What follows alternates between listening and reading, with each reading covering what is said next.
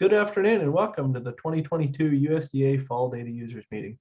My name is Joe Parsons. I serve as chair of the NASS Agricultural Statistics Board and will be serving as the moderator for this session. We're glad that you're able to be with us today. We have a bunch of good USDA folks and others to help answer some questions and address issues. We're offering closed captioning for those who find it difficult to hear the discussion. You'll find the closed captioning on the ribbon at the bottom of the screen. A few other reminders, as we have done in the past, recording slides and Q&A transcripts will be available on our website after the meeting. In the reminder email from my colleague Marissa Ruber you received earlier this week, you should have received an attached file with highlights of the activities at each of the participating agencies today. Our panelists are going to be covering some of that material, but you may want to take a look as a reference. As I mentioned, if for some unforeseen event or technical problem occurs, we'll try to deal with it quickly. If we're unable to remedy the issue and need to end and restart, we'll communicate with each of you via your email from the registration, most likely with a new link to resume the meeting. Hopefully that won't be necessary. There'll also be an additional breakout session later this afternoon. To join those meetings, you'll need a different link than the one used here. Those links are in your registration email and will also be in the chat before we end the session this afternoon. Speaking of questions, at the bottom of the screen on the ribbon, there's a Q&A button to post questions. There's also a chat window that will monitor for technical issues and post the files and such as needed. There's also an option to raise your hand if you're having difficulty and we can try to help. If you're having difficulty, you may also email Marissa and Vincent at the email address shown on your screen. Marissa and Vincent will be helping to monitor all of those streams. By the way, if you have a colleague that you'd like to join at the last minute, Marissa or Vincent can also help with that. We will plan generally to answer the questions posed verbally, as we know that we have some participants that are listening only and not viewing a screen. It'll be very helpful if you'll include your name with the question as you write them in. We pulled forward a few questions that were submitted by email, and we'll post all the questions that we can within our we'll answer all the questions that we can within our time limit and post answers to all of the questions with the transcripts. And those, again, will be on our website. So later today, after our agency updates and the Q&A, you can sit in on a discussion of AMS's market news for a deeper dive on their program or an overview of the wheat, dairy, and food price outlook with the ERS team. We're very pleased to have a distinguished panel with us today. In addition to our panelists, I also want to mention that we have Darren Foltz and Julie Harris of the Information Administration on hand, and they should be able to address questions about their program of work. We also have Michael Hibbs, Ryan Seeley, and Jun Pham of USDA's Risk Management Agency to address questions regarding RMA's book of business and other crop insurance related data questions. I'm also pleased to share that we have colleagues from Statistics Canada and Mexico's ANEGI statistical organizations are also on the call. Mr. Lance Honig will be representing NASS on the panel today. He drew the short straw as acting statistics director this month. NASS is working on filling the vacancy left by Dan Carestis' recent retirement. I'm sure we'll post a notice once a successor is selected.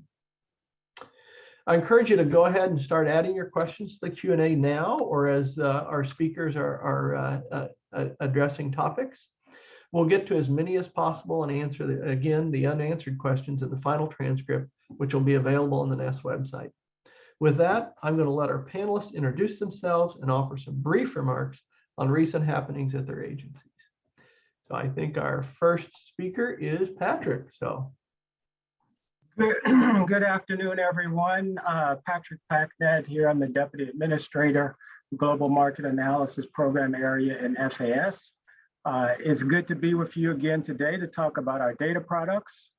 We don't have a lot in the way of changes to our data products, but I'm sure that the export sales report is front of mind for many of the data users, given the experience with our recent attempt to roll out our new export sales reporting and maintenance system 2.0 back in August.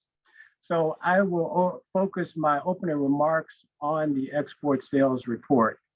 FAS has been developing the export sales reporting and maintenance system 2.0 over the past couple of years, as our existing legacy system is antiquated and needs to be brought up to today's standards. We launched the 2.0 system on August 18th with the first report from the system to be published on August 25th. Unfortunately, we encountered many challenges, making the launch unsuccessful. We reinstituted our legacy system on September 1st, and that has been fully functional for our weekly exported data and processing of the weekly export sales report. In addition, the legacy export sales query system, as well as our API, were reinstated. For the most part, things are functioning normally now with export sales. Unfortunately, due to the reporting calendar, as well as the design of the legacy system, the report was out of the market for 3 weeks. We understand how important this data is to our agricultural stakeholders, and we truly regret that the lapse in the data availability that resulted from the unsuccessful launch of the new system. So we've got a lot of lessons learned through this process.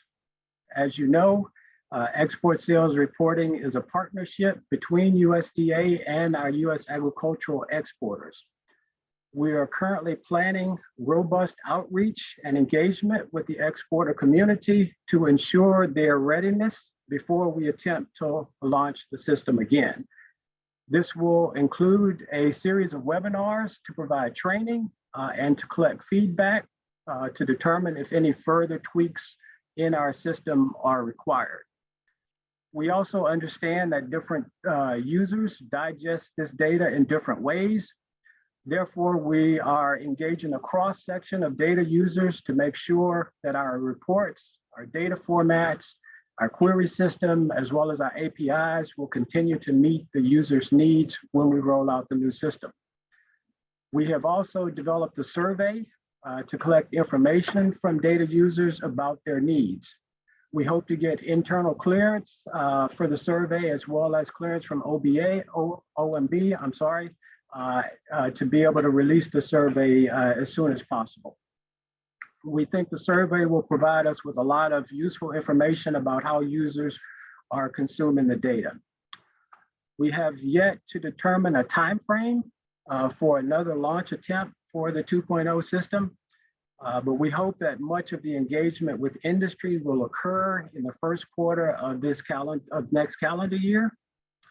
It is critically important that all of the reporters in the system are ready to go before we attempt another launch. So we plan to do additional user acceptance testing with reporters, and then we'll assess when we're ready to attempt another launch for the system.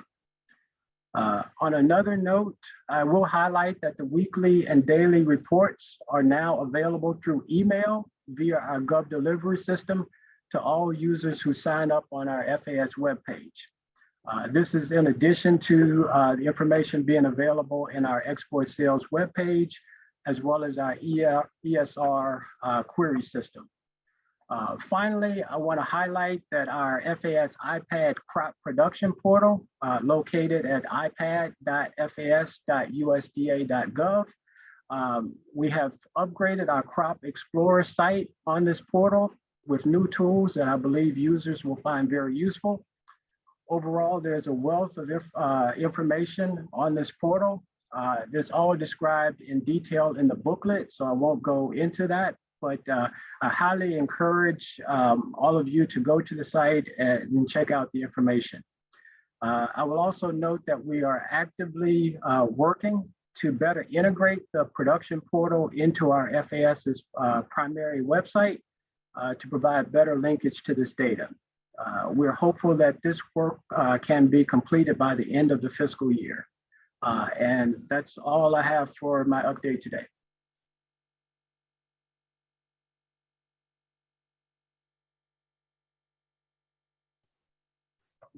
Bill, I think you're up. Took me a sec to unmute. It didn't want to take it. Yeah, it does that sometimes. Yeah, weird. Thanks a lot. My name is Bill Chambers. I am the deputy chair at the World Board. Mark Jekanowski, our chair, is away on travel today, so I'm filling in for him. My comments are going to actually be kind of brief, but I will just give a real quick overview of the World Board. We put out the WASDE report, which, we put out the WASDE report. If you go on to the next slide, we're a small group. There's 20 or so people, and here's the breakdown of our chairs and our meteorologists, and then of course our board chair. We coordinate and approve the WASDE. In addition to that, we coordinate the Outlook Forum. So that's another major activity that we do, and I want to give a plug for that. Next slide. Brief overview. There are 9 ICEC committees. We have on our committees, we have analysts from various parts of USDA. Next slide. Not much to report from World Board, no major changes. On the WASDE itself, one happy piece of news, we have Mike McConnell. We just hired him recently. Many of you may know him. He's been around USDA. He's going to work on feed grain analysis, but he also does a lot of great data analytics for us. And then lastly, a plug for the AOF itself. We are going to return in person at the Crystal Marriott. So it's going to go back to being in person, although all our events will be live streamed, and it's going to take place in February of next year. And that's all I have. Thanks. All right, well, good afternoon or good morning, everyone, depending on where you're at in the country. I'm Lance Honig. I'm Chief of the Crops Branch here at NASS, and as Joe mentioned, for the time being, filling in as the Acting Director of Statistics Division as well. For those of you that know me, you know that I'll probably make up for the time that Bill just cut short on his presentation, but I'll try to move fairly quickly through here anyway. First off, just to remind folks that our mission here is to provide timely, accurate, and useful statistics in service to U.S. agriculture. We do that by flooding you with lots of information, right? We publish close to 400 reports a year. And as you know, you always know well in advance when those are coming out. In fact, our 2023 calendar is already posted on our website. So if you want to go ahead and look ahead to when all those releases are coming out next year, you can do that. But not only those 400 national reports, we cover the census of ag as well, which I'll touch on toward the end of the slides here. If we move on ahead, what I want to focus on for just a few minutes is just some of the changes or in many cases, new products that we have this year. I'll kind of move through those items that are new or maybe just returning or coming back this year first. First off, working kind of chronologically here, back in February, we published our first national hemp report. Of course, this was the first comprehensive data available anywhere on hemp. We covered acreage, yield, production, price, even some producer characteristic information. So some great information for the industry to absorb there. Back in April of 2022, we published our local foods product. That was the first time we've published that since 2015. So it was great to have that back on the calendar again. Just very recently, within the last couple of weeks, we published the results of our Conservation Practices Adoption Motivation Survey, or as we like to call it, CPAM. Just at the very end of October, we released some highlights of information there. If you're not familiar with that, that's part of a 2-year cooperative effort with NRCS, where we measure farmers' conservation practices, adoption behaviors, and adoption reasons. As I mentioned, it's a 2-year effort, a 2-part effort at that as well. This first effort that we just published on focused on crop and livestock conservation practices. In 2024, we'll be focusing on grazing and forest land on farms. So another great product there. Next month, we'll be publishing organics again. We haven't seen an organics product since October of 2020. So that's one of the returning items that we have. Pecans, we have annual statistics on pecans that we do as part of our federal program. However, in recent years, we've also had an additional forecast in December and then some preliminary annual estimates in January that are funded through an external source. Last year, that funding didn't occur, and therefore those additional publications didn't appear. But the funding's back, and so in December of this year and then in January, we'll be publishing those once again. And then last but not least, on the new and returning front, we just very recently announced the reinstatement of the cost of pollination report there. And you can see in January, we'll be publishing results there again as well. If we go to the next slide, just some specific changes I'll move through fairly quickly here to some of our existing products. First, on the broiler hatchery, earlier this year, we removed the percent of previous year calculated column in the report there. It's something you can obviously calculate with the data that exists, but we've pulled that out of the report. If we move to the next slide, again, these are fairly minor changes. On the poultry slaughter, again, this started earlier this year. We added an unknown category to the condemned postmortem by cause and type tables. At the same time, we removed the total category.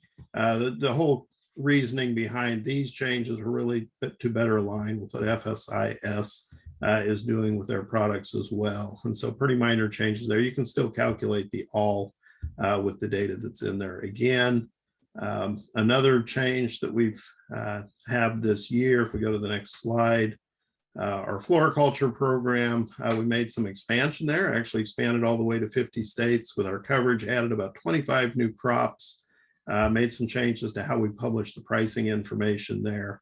And then last but not least for floriculture, we moved that into a quick stats only release, which means we just released the data. We didn't release a PDF publication.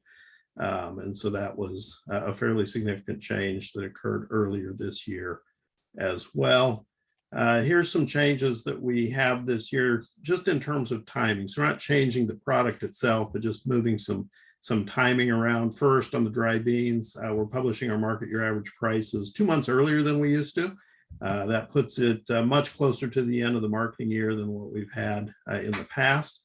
A couple of bigger changes, or maybe more noteworthy. First, with the grain crushings and co-products annual report, we're going to be moving that from March to September.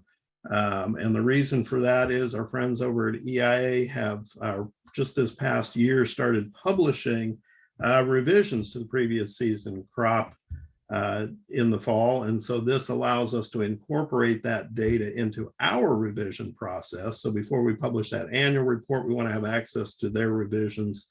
And so that means we need to move that report back to September instead of March. And then last but not least, on the timing change front, I'm sure most of you know that the last 2 seasons, we've been publishing our in-season acreage updates for corn, sorghum, soybeans, and sugar beets in September instead of October. And we are now going to make that change permanent. So from this time forward, the regularly scheduled time to make those acreage updates will be in September, not October. For those crops. And so as in the past, when we've, if the data became complete early and we were able to announce a change, we'll do the same thing moving forward. If something goes wrong and that data suddenly isn't available from our partners as quickly as we expect, then you would be notified. Otherwise, you can expect that you will see those changes, or at least potential changes, in the September crop production report instead of October. Next slide. Just a couple of things I wanted to remind folks of. First off, we are live streaming all of our briefings for the Secretary. You can find those all out on our NASS YouTube channel. You can see a list of the different reports that we live stream the briefings for on the screen there. We actually started doing this back in March. The March Hogs and Pigs was the first report that we live streamed. We've been live streaming all of them since then. It begins 5 minutes after the release of these reports, so either 12:05 or 3:05 Eastern time. If you can't watch them live, we do store the recordings out on the YouTube channel as well, so you can certainly go back and watch those as well. And then a couple of other reminders. We've talked about this in a couple of the recent meetings, but we continue to move forward on our modernization efforts here at NASS, really focusing on the customer front on 2 fronts, both from a data collection and a data dissemination front. From the collection standpoint, we're really trying to step up our game in terms of the respondent portal and how folks can respond online, making the instruments better, as well as making it easier to get in to complete those surveys, including streamlined authentication and working on the ability to create user accounts so that you don't have to go through quite as rigorous a process to fill out each survey that you're selected for.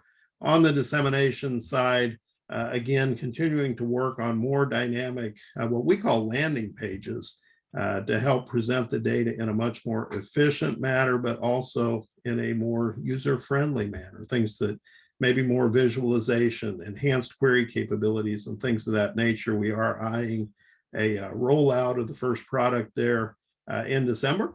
And so you'll have something you can look at there to see kind of how things are going to look for the other products as they continue to roll out in 2023 and 24.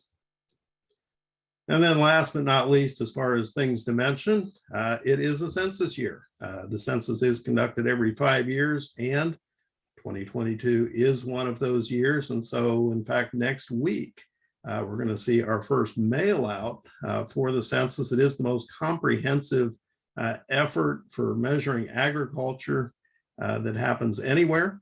And so we're going to be reaching out to somewhere in the neighborhood of 3 million farms and potential farms. Again, starting next week, the initial mail out will essentially invite folks to participate online. We'd like to push as many people to online reporting as we can. So we'll push there initially. We'll follow that up in December with an actual mail out of forms for the folks that we haven't heard from online already. And we'll continue that effort with that being a pretty lengthy process. So we'll be working on that through 2023 and expect to see results published in the early part of 2024. That's the last slide that I have for you. You can see our web address there, phone number. You can email us, or you can always find us on Twitter. So we look forward to any questions that you've got today. Thanks, Lance. Hi, good afternoon, everyone. I'm Kelly McGuire. I'm the Assistant Administrator at USDA's Economic Research Service. I have a number of slides in the slide deck that are available to you. I've just taken my time here to highlight a few of them and then give our administrator a few moments to talk about some items that are on the horizon for the agency. So just as a reminder, this is our mission statement for the agency. We are the other federal statistical agency within the Department of Agriculture, along with our sister agency, NASS. Our mission is to anticipate trends and emerging issues across the agricultural sector in rural America. And we communicate the analysis, research, and information and data that we have through our objective reports and data products that we release that inform both public and private decision-making. If you could go to the next slide. Just noting what I have just mentioned in terms of our role as a federal statistical agency. We work closely across the federal statistical family, particularly with NASS and as well as the Census Bureau. Go to the next slide here. Just a little bit of a recap of our fiscal year 22 results, if you will, and in numbers. We produced 156 publications. About 65 of those publications were ERS reports, which are in-depth analyses of various topics, reporting out a lot of data, information, charts, and such. And then about 90 of those publications were what you may be more familiar with, which are our monthly outlook reports across the various commodity groups. We also have an Amber Waves magazine where we distill some of that information from those outlook reports or ERS reports into kind of a little bit more of a user-friendly manner for folks to digest. Our staff also actively participate in the scientific community in order to stay abreast and contribute to the scientific findings with respect to economics, and produced almost 70 journal articles and peer-reviewed publications across various outlets. And then we provided over 100 briefings and 470 staff analyses. Our briefings are a great way for us to communicate within the federal family the results of our research, because we get to hear a lot of the questions folks are asking to ensure that the next evolution of that research is being as informative as it can for the sector. And our staff analyses are quick turnaround requests that we do within the federal government, often using the data that we have at our disposal in order to answer very highly relevant questions. for other federal agencies. So in terms of some emerging issues that we've been working on over the last year and continue to work on, the COVID-19 pandemic and continues to be an important part of our research that we mostly communicate through our working paper series, although that's kind of slowing down and we're folding that into our regular report series. You'll find about 20 working papers related to the pandemic on our website. We have about 6 more in the queue. And then we're probably going to transition to that just being kind of part of our regular portfolio. This past year, we paid close attention to what was going on with the Ukraine crisis and its particular impact on some of the commodity markets. You'll find a lot of that information and analysis is folded into the monthly situation and outlook reports. The infant formula crisis was a big part of the work that we did this past year. About 56% of infant formula in the United States is sold through the WIC program, the Women's, Infants, and Children's program that USDA administers. And so we have done a lot of analysis and will continue to do a lot of analysis, making sure that those participants in particular have access to the formula that they need because they tend to be the more vulnerable parts of our population. And then there were a few proposals from the Hill regarding changes in the tax code that we produced one particular report on and continue to pay attention to because it has some particular potential impacts on farm households and the farm community. You go to the next slide. The next few slides are just kind of highlighting some of our reports. It's in the deck that's available to you. If you could go to slide 15, I'd like to turn it over to our administrator to give you just a few highlights of things that are on the horizon for FY23. Great. Thank you, Kelly. Appreciate the overview there. So what's coming along here? You know, the depth of study is really important, and ERS has a particular advantage in these studies. We have the data. We see the need to fill in gaps in our understanding on issues that relate to our mission. So important insights come from greater granularity. And this is a setting here where we all appreciate the granularity of data. And by exploring that greater granularity is how we can look at the micro foundations that can describe, explain, and inform the compelling research questions that are coming up. So I'm going to kind of speak to a couple of interdependencies here that we start to see, how we starting to kind of reframe the messaging of the ERS mission. And so we're going to talk about several facets.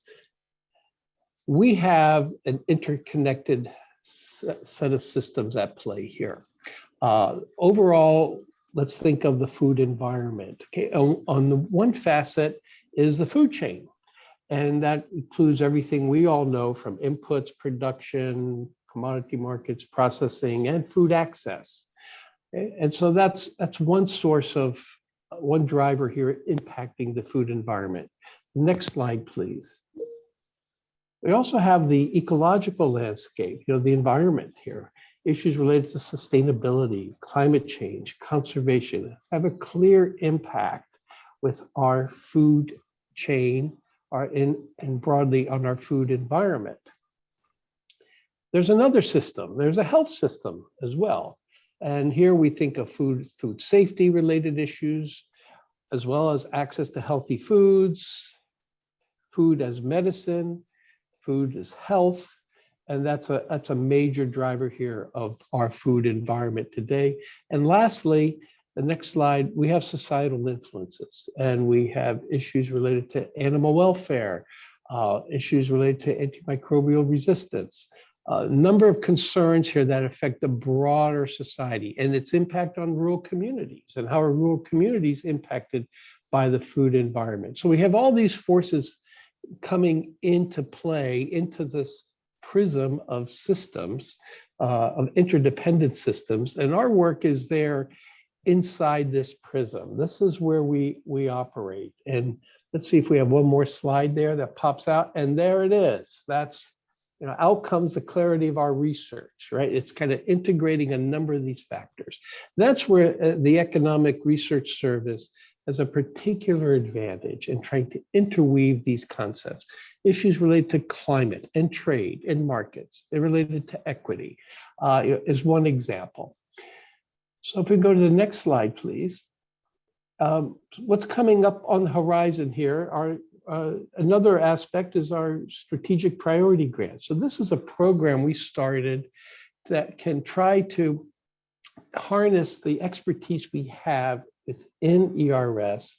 It's an internal grants process that tried to connect the initiatives of the secretary and the department within our thinking in terms of the economics of food, ag, environment, and rural America. And so we all know the secretary's initiatives as he's articulated them. They've been related to climate change and agriculture, open and competitive markets, nutritional insecurity, social racial equity, and as well as rebuilding rural America economically in particular. And so these themes here, we challenged our staff to come up with some internal projects, and we funded over the last 2 years almost $10 million worth of internal projects, many of them connecting with collaborators outside of ERS as well. And so these are challenges we're starting to meet here through our own internal processes. I've always kind of focused on, we stay 80% on plan and 20% we need to start to deal with the emerging issues that come up. And as Kelly had mentioned, 4 of those related to tax analysis, infant formula crisis, the Russia-Ukraine conflict, as well as the lingering effects of COVID. The next slide, please. And I'll kind of keep it brief here just to wrap up. One of the things we're very excited about is a partnership coming up with the Ag and Applied Economics Association to increase diversity in the field. It's a project that, or a collaboration, I should say, that is looking to build the capacity for ag economics research in terms of students who want to enter into graduate training in the field, as well as grab students and entice them into the challenges that the ag economics field offers, as well at the undergraduate level, and as well as supporting those folks within their graduate programs and beyond. So this is a multi-year project. It's a substantial investment in this partnership. And you'll see a more formal announcement probably in the next week or so. With that, I'll pass it back to our next speaker.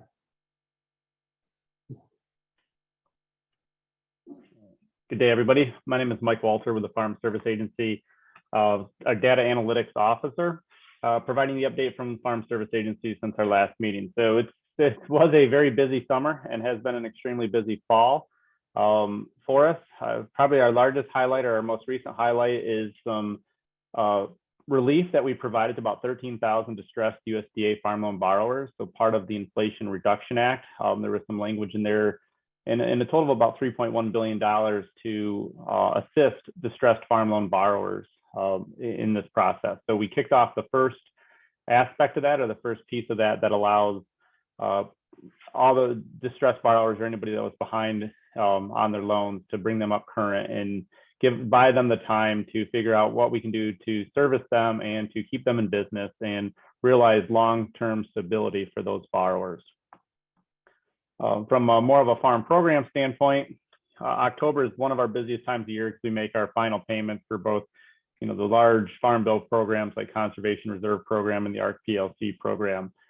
This year, from an ARC PLC standpoint, our payments were a little lower, obviously because the commodity prices were a little higher. So we did make our PLC payments, our price loss coverage payments, and it was about $232 million, mainly in rice, rapeseed, and peanuts. From ARC County,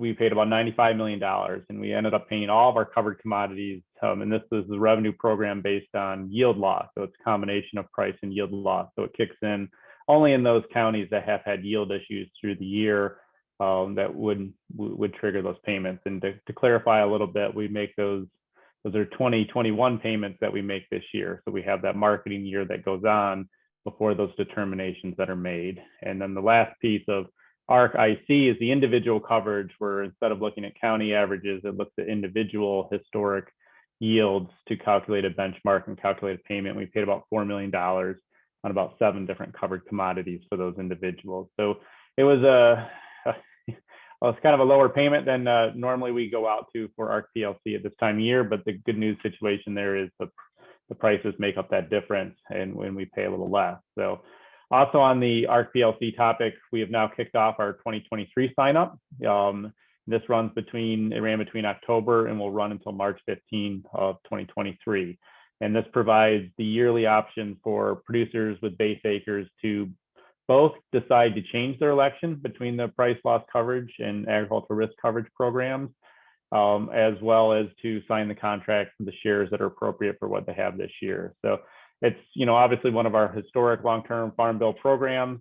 We enroll about 1 million different producers a year. And ultimately from the beginning, we were about 35 billion in payments to covered commodities on that program.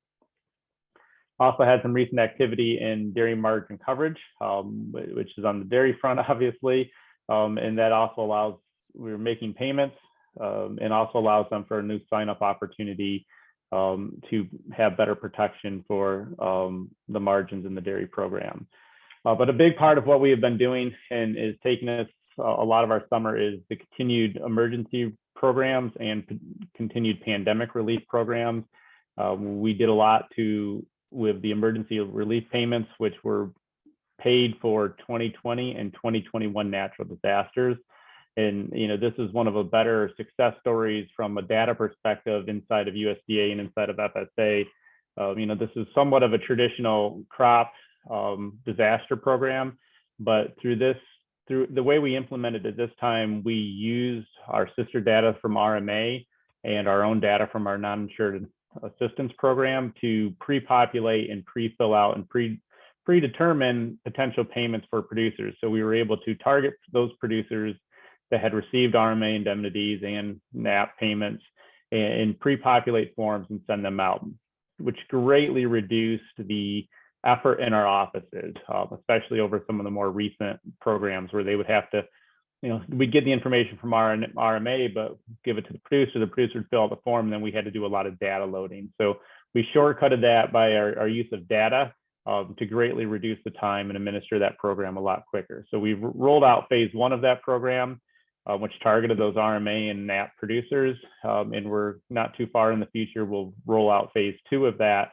which will, the target coverage is all those folks that weren't insured through RMA or ourselves or through FSA. So also on the data front from that is it's, one of the commitments we've made at FSA is for new programs to, when possible, to have public facing dashboards.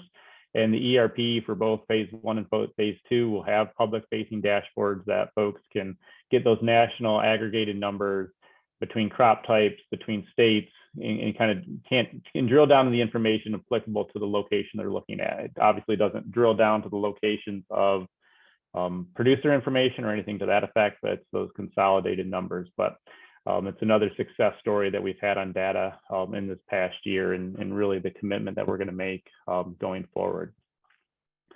On the Conservation Reserve Program, also a busy part of the summer, we had the largest grassland conservation reserve sign-up that we did.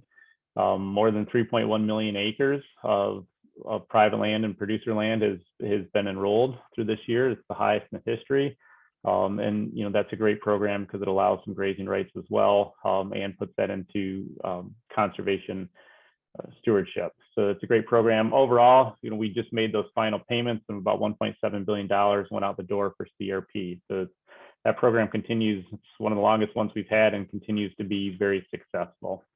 So that's the highest, most recent updates for the biggest pictures we're doing in the agency. More specifically to the data front, we recently started our full-blown modernization efforts. I think I spoke to you in the past in the spring meeting about some of the planning that we were doing there, but we have really made that commitment, really started the actual construction, so to speak, of better data warehouses that's really going to give us the ability to manage our data better, get all of our data into that one umbrella from an agency standpoint. It gives us the ability to aggregated values to share with our other USDA partners to help increase efficiencies there. We really do think this is going to be probably a 3 to 4 year process, but We really look forward to having that done. And part of that commitment is those increased dashboards for the public, and we'd be able to see it. One of the things I mentioned in the spring meeting that didn't really get done is there's always some questions about the acreage reporting information that we post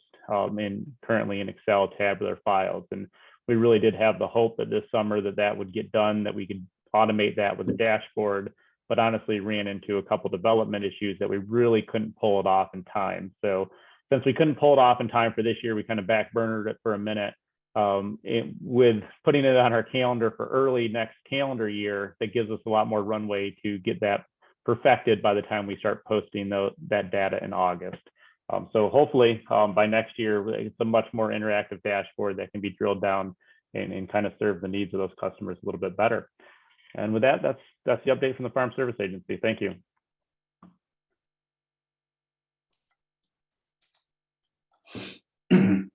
My name is Jason Carwell. I'm an agricultural marketing specialist with the Agricultural Marketing Service, and I work with USDA Market News Divisions, and I'm going to give some updates today that have taken place with AMS since the last data users meeting. To review, the Agricultural Marketing Service administers programs that create domestic and international marketing opportunities for agricultural producers, and also provides the agricultural industry with services that ensure quality and availability of wholesome foods for consumers in the US and across the world. And one of the largest data sources within AMS is Market News. Market News provides free, unbiased price and sales information to its customers across the globe, and this is done through the 4 AMS programs representing cotton and tobacco, dairy and milk products, fruits, vegetables, and specialty crops, and livestock, poultry, and grain commodities. So some of the updates recently for the Market News mandatory reporting.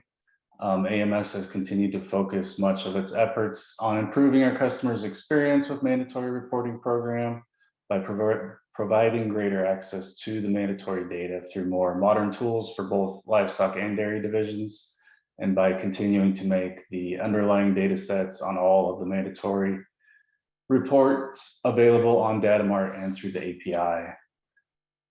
The reauthorization of the mandatory reporting has continued to be extended over the past year. It's currently set for a deadline of December 16th. The extensions have been made to provide the industry and Congress more time to resolve some issues and hopefully reach some consensus on potential legislative improvements to the program. The March Appropriations Act did provide funding to Livestock, Poultry, and Grain Market News Division to develop and maintain a cattle contract library pilot program. This is similar to the swine contract library that's currently maintained by the Packers and Stockyards Division. Development of the cattle contract library is underway and is expected to be released publicly in September of 2023. For the voluntary side of Market News, AMS has continued to move its voluntary market news data collection, analysis, and dissemination processes over to our My Market News system in order to have that data available through that platform and also through our voluntary API. The Livestock, Poultry, and Grain Division has continued this process and now has provided access to data on bioenergy, feedstuffs, byproducts, and poultry pricing through the My Market News system, with plans to also move the wool, the slaughter, and egg pricing in the coming months. The Cotton and Tobacco Market News Division has continued to monitor the quality of the cotton crop and has added special reports to the weekly cotton market review as quality issues have been identified. Cotton quality data files are also now available on the My Market News platform. The weekly cotton quality data files contain classification information for all bales classed in a given week and contain data for both upland and Pima cotton. Dairy Market News has continued to enhance their offerings of information and data for the dairy industry by adding class 2, 3, and 4 weekly cream multiples and prices to the domestic East and West fluid regional reports. And they will also soon be updating the look of all their report offerings by switching them to the PDF format that has become the standard for all market news reports over the past few years. The Specialty Crops Market News Division has continued to work on moving their remaining data offerings over to the My Market News platform and to be available through our voluntary API. And several market types are expected to be completing that process in the next few months. Specialty Crops has also added new packages, origins, and varieties to its market reports recently, as they have emerged in the marketplace or in response to industry requests to report new products or enhance its existing products. They've also continued to build their popular retail report and retail data sets. Overall, Specialty Crops Market News tracks over 785 unique specialty crops commodities at 3 market levels for retail, wholesale, and shipping point, plus the movement, which consists of domestic shipments crossing from Mexico and import volumes. Outside of market news, AMS does have some other data offerings that I wanted to mention. The AMS Transportation Services Division serves as a definitive source for economic analysis of agricultural transportation from farm to market. The Transportation Division experts support domestic and international agribusiness by providing market reports, economic analysis, transportation disruption reports, technical assistance, and outreach to various industry stakeholders. Tracking developments in truck, rail, barge, and ocean transportation, TSD provides information and analysis on all 4 major modes of moving food from farm to table and port to market. AMS also has the Commodity Management Branch that manages the disposition of Commodity Credit Corporation-owned inventory and generates reports such as the posted country prices and loan deficiency payment reports. The last thing I want to mention is that Market News will have a breakout this afternoon, and we will have 3 Market News employees that will be providing information and details on 3 of our current initiatives within Market News. We will be presenting an overview of the current Market News Organic Initiative. Market News has been provided additional funding through the Agricultural Improvement Act of 2018 for the collection and reporting of data on the production and marketing of organic agricultural products. Our overview will provide details of how AMS is utilizing this funding to improve our offerings of organic commodity data. We will also be discussing the process we use to request new HTS codes from the International Trade Commission. This is a process that Market News utilizes to help provide transparency for commodities that have significant economic value in the marketplace. And the last item, we'll be providing an update on the Market News mobile application that was first launched in late 2021. The app has had some updates since the initial launch, and we also have some planned updates coming in the future, and those details will be provided during the breakout. With that, I thank you for your time, and I'd like to turn it over to the U.S. Census Bureau.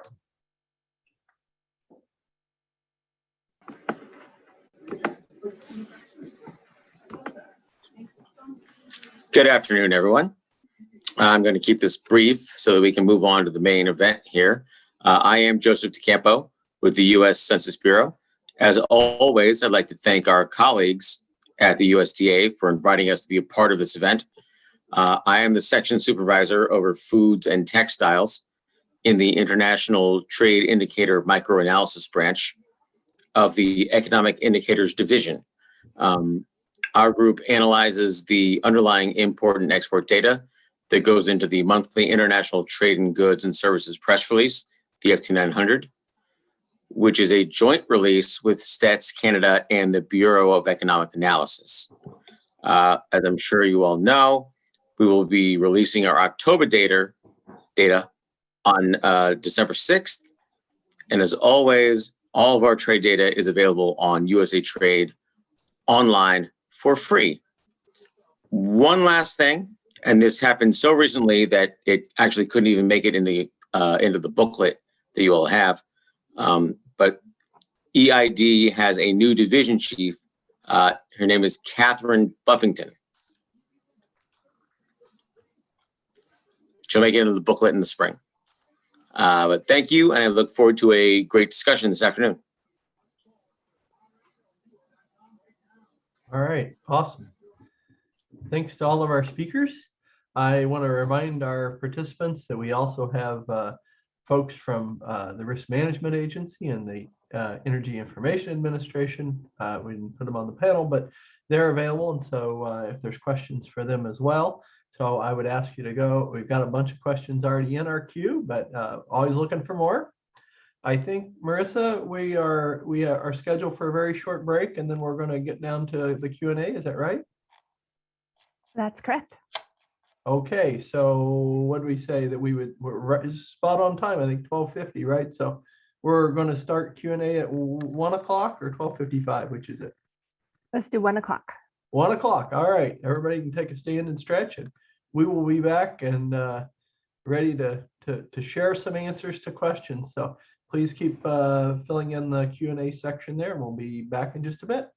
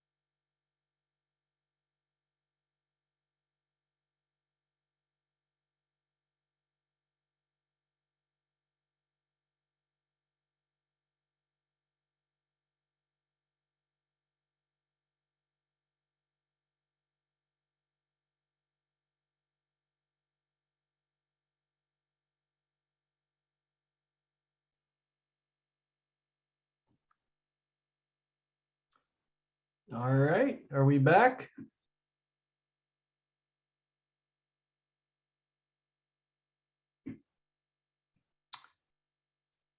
Just a reminder, everyone, that the Q&A button's down at the bottom, on that bottom ribbon down there.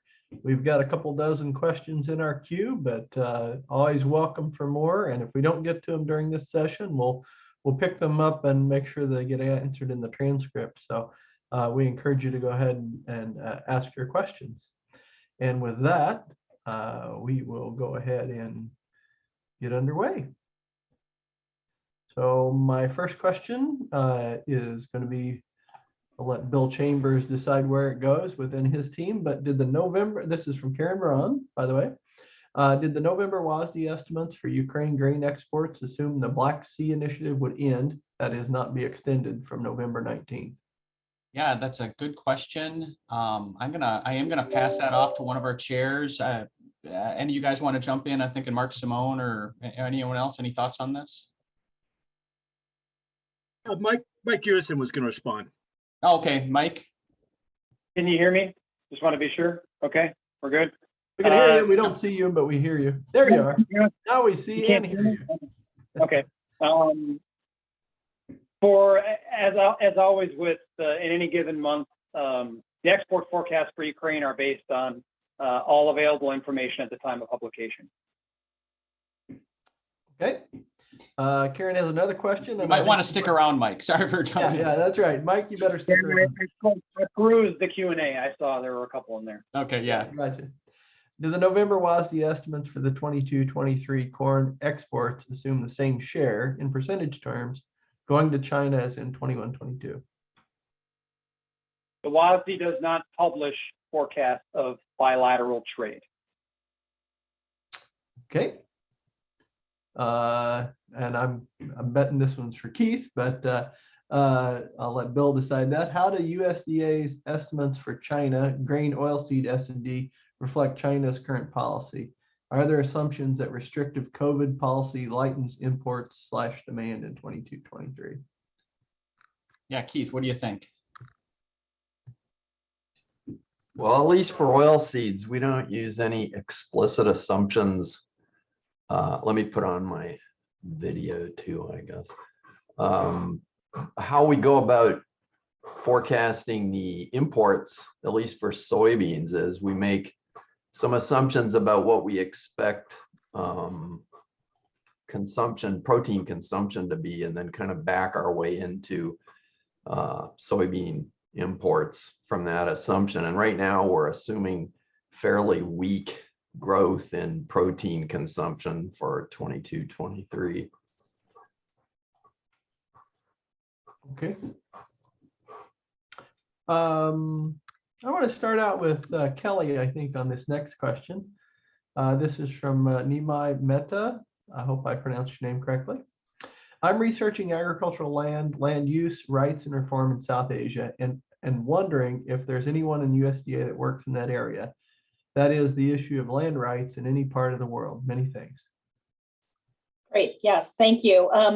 I am not aware of research that we have specifically in this area, but I'm actually wondering if perhaps FSA might have a response on this in the reporting that we do with regard to the foreign ownership of land. Right. We do collect some of that data, but it's not so much on rights. It's just where that foreign ag interest is in ag land in the United States. But I'd be happy to find a name for you to share and see if that'll help you a little further down the trail. Patrick, I don't know if FAS would have any sort of data in this regard. If you have an answer. Yeah, so we don't have a systematic way of tracking land use around the world, land use rights around the world. But of course, the topic does come up in our work and our analysis of farm production. So I invite the person to reach out to us if there's specific questions on a specific country. We might be able to help, or we might be able to reach out to our post to see if they have anything available. But we don't have anything cataloged or a systematic way of tracking. I have one other idea, since no one else brought it up. I think I would take a hard look at the Asian Development Bank's website, and there may be an expert there in that space. They have quite a bit of statistics, and also obviously they're interested in this part of the world. So something you might consider. Next question, probably for World Board. USDA's, this is from Karen Braun. USDA's estimates for Chinese corn ending stocks have not drastically fluctuated in the last 3 to 4 marketing years, as is the current market narrative. Why not, and what information goes into Chinese corn stock estimates? What is USDA seeing that is keeping these stocks largely constant? Well, Mike, what do you think? Mike Jewison. Well, I just want to thank Karen for all the detailed questions, one. And so this one has come up several times over the years. The answer has been and remains that in the case of China, recall that our On the supply side, our production estimates are those as published, at least in the case of corn, for example, those as published by the National Bureau of Statistics. And when you account for reasonable assumptions for use in the balance sheet, the stocks are merely what's left after that. And so in essence, your stocks become largely constrained by your supply assumptions. Okay. Next question is going to be for Patrick. This is from Ken Levitt.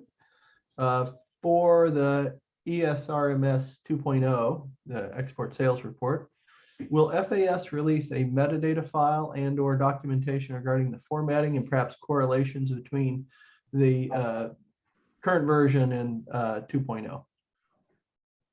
Yeah, thanks, Ken, for the question. As I noted, we are beefing up our engagement with the data users on the export sales report and our new 2.0 system. So in addition to seeking feedback from how users are consuming the data, we will be looking to determine what's the best means of providing some sort of preview of the data and the reports in the new system, just to, in advance, so that, people have a heads up of how things are going to look and what's going to be included. So we're looking at that. I don't have the specific approach that we're going to take right now, but Ken, I invite you to, shoot me an email and, because, we are looking to talk to many users as well. And we may be able to reach out to you and get some feedback directly, because I know you're a regular consumer of the data.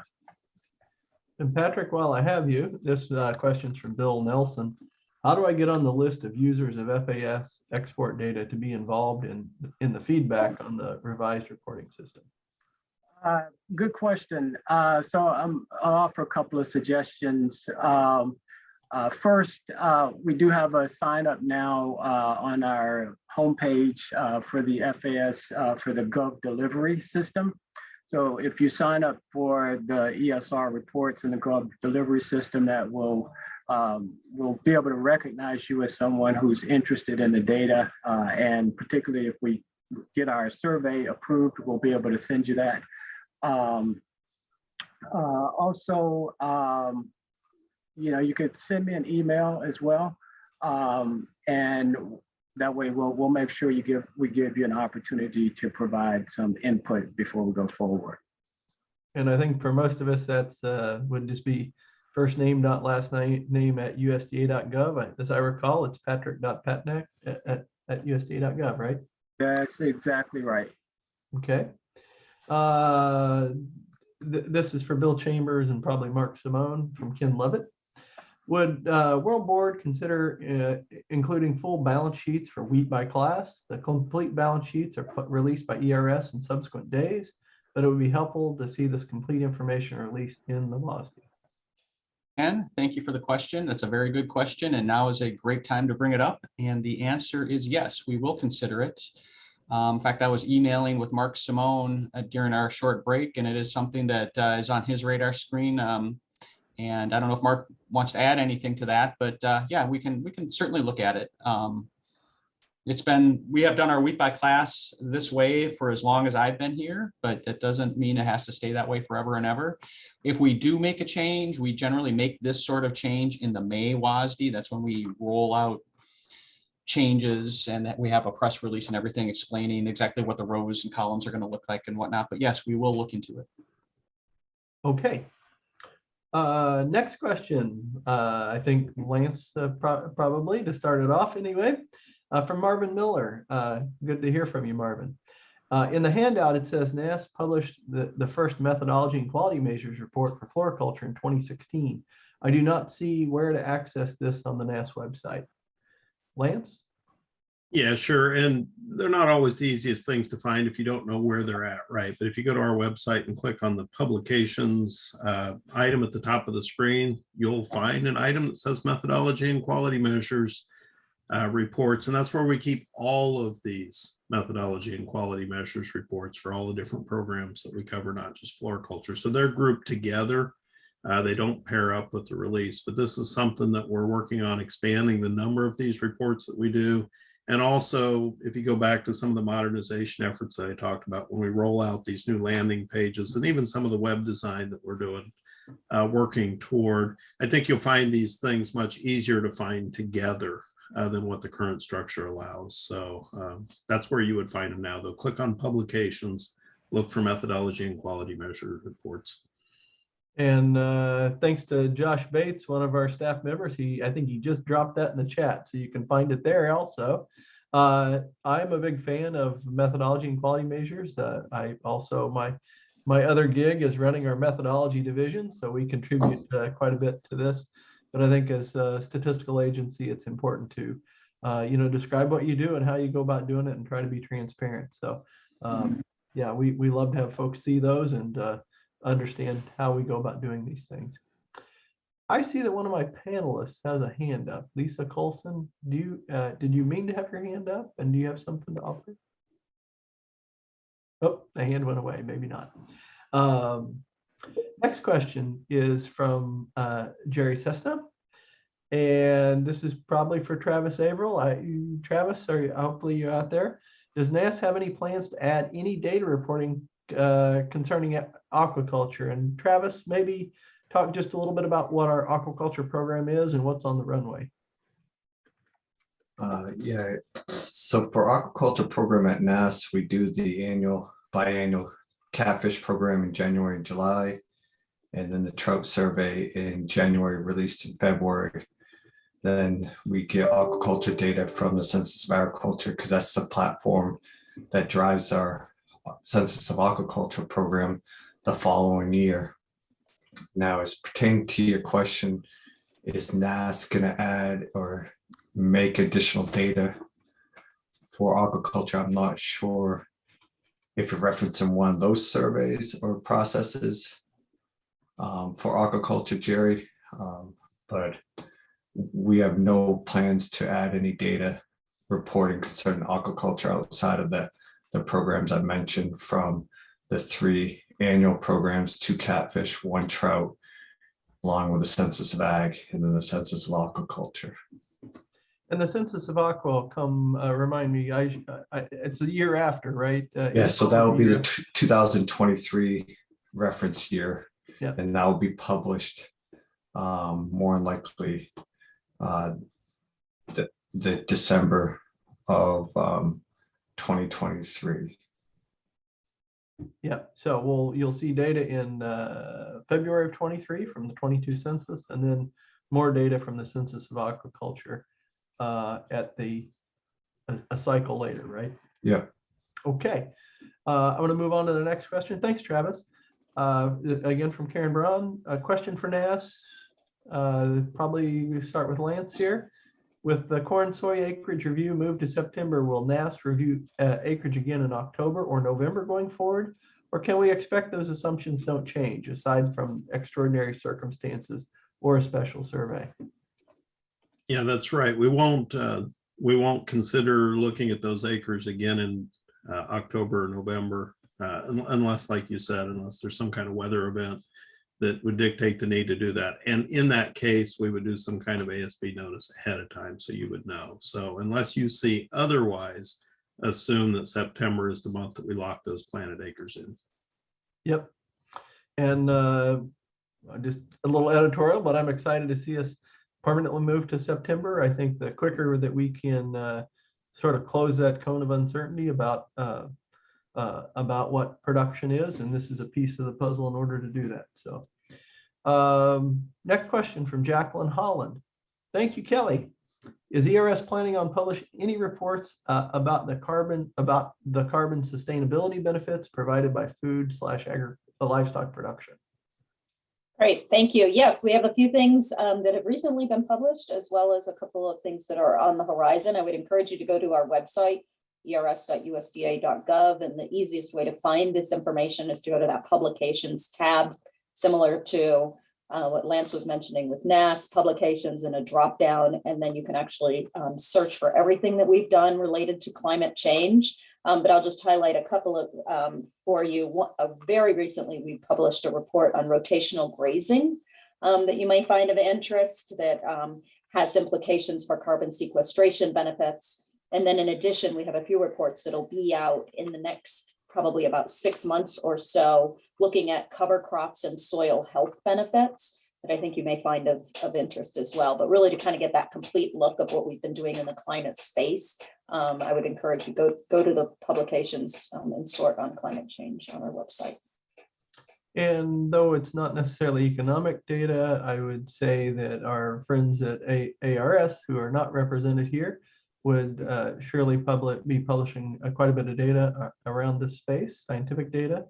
And of course, we have climate hubs and within the office of the chief economist. And Bill, I don't know if you could speak maybe briefly to OCS's, Office of the Chief Economist.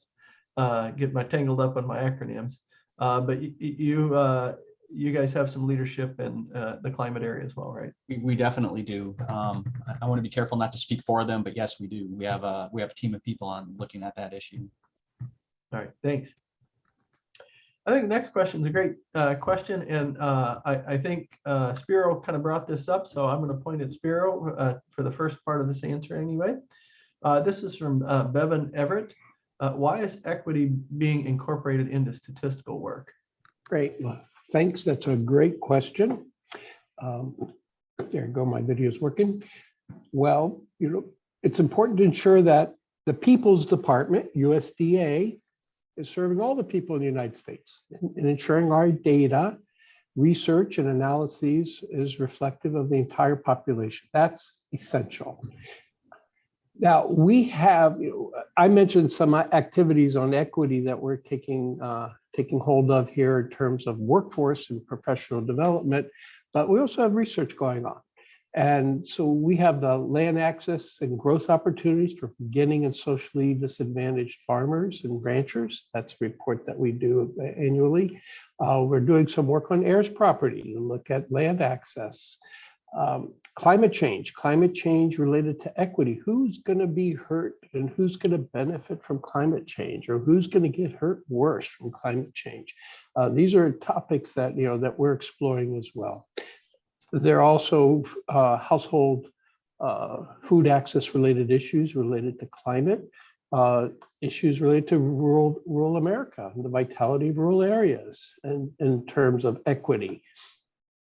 So these are some activities, and we just stood up a new data product that's looking at poverty, persistence of poverty in rural communities, well, across the United States, across all census tracts. And these are all data oriented. So it's appropriate to start talking about these here. And lastly, we're putting on a conference jointly with the National Bureau of Economic Research that's looking at the consequences of climate change and how does that operate through the ag sector, especially on equity and topics of justice and distributional justice, environmental justice. So I think it's more than appropriate to be starting to look at these issues here. Thank you. Thanks, Spiro. I just have one maybe quick point to add. From NASS, the Census of Agriculture is just a huge workhorse for us to answer many questions across a wide breadth of topics. And certainly we pick up demographic information and other information that describes the who, and that can be crossed or cross-tabulated with do folks participate in crop insurance? Do they participate in rotational grazing? Whatever it may be, program participation, those sorts of things. And so there are a lot of stakeholders and those that deliver programs and those on the Hill that are very interested in how those things are delivered to all farms, large, small, limited resource, et cetera. And so the Census of Agriculture does helps address those questions that come from a distinct slice of our stakeholders. The ARMS survey, Spiro didn't mention it, but we conduct that jointly with ERS, and there is a panel that we're working on to be able to address some of these questions within a subset of the ARMS sample this coming year. Joe, may I ask something? Yeah, sure. Hi, this is Mark Brusberg. I'm Chief Meteorologist, colleague of Bill Chambers. And just to underscore what Spiro said. A lot of times we don't know that some of these communities don't have the data or products to inform decision making. It was only a couple of years ago that the U.S. Drought Monitor had sufficient data in tribal areas and in our island areas, the U.S. Virgin Islands and affiliated Pacific Islands. There was not data sufficient to allow FSA to automatically trigger relief in times of drought to those communities as prescribed in the 2018 Farm Bill. So I think a lot of people take a lot of things for granted, that everybody shares equally in some of the services that the People's Department produces, and they don't. So that's why we have to keep a watchful eye over who has capability and who we think has the capacity, but maybe in reality does not. Great answer from a direction I hadn't thought about previously. Our next question is for our friends at RMA. And Marissa, I don't recall if we already have them promoted as panelists, so I'll let, it looks like Michael Hibbs is going to answer this. So where can I find data about federal crop insurance performance, such as liabilities, premiums, and losses? So Michael? Yeah, hey, good morning, everybody. Thanks again for inviting Risk Management Agency. Great question, and I can briefly walk you through how to access this data, kind of a step-by-step in a way. Risk Management Agency website, rma.usda.gov. There are email addresses along the way. If there are questions, we're happy to answer anything you might send. Near the top of that area, there is a section of drop downs. One's called Tools. That's where you're going to find the applications and tools available. For this particular question, I would point a user to the Summary of Business section. After selecting that, you'll see several pre-generated reports, one-page reports on crop insurance.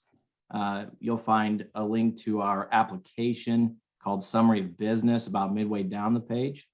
That can actually be used for more customizable data reports. And then to the bottom right of that same page, you can find links under Summary of Business, which can take you to downloadable data files for things like cause of loss, which is claims data, livestock participation, and other data files that you might be interested in. And all of these do show liabilities, premiums, and losses. But again, email if you need help along the way navigating the website. Awesome. Thanks, Michael. Next question was pre-submitted by Peter Meyer. So finding accurate double crop soybean acreage currently requires a deep dive into FSA data, since there are no revisions to the number after the June acreage report. Would it be possible to add a double crop question to the January crop production report survey? I think we'll start with Lance. All right, thanks, Pete, for the question. I could answer it really short and say yes, it's always possible we could do that. But it is a good question. It's something we'll definitely go back and take a look at. Obviously, it's too late for this iteration, right? Because that's going to be, if we were going to do that, that would require an additional question on the December Ag Survey, which is fixing to go in the mail here in just a couple of weeks. So this is something we'll put on our radar to consider for next year. And so we should probably have a pretty good answer for you one way or the other by the next data users meeting in the spring. So I probably shouldn't say this, but Lance, wasn't there someone trying to do research on the triple crop soybeans? So I don't know, you'll have to figure that one out too. Yeah, I won't touch that. Okay. Next question. I'm going to come back to RMA. Does RMA publish insurance offer information such as prices, yield, and premium rates? And can that information be downloaded in a format like Excel? So Michael, are you coming back for that one? Actually, this one would be handled by a colleague who's in our actuarial branch. Okay. Ryan, are you available? Or Swan?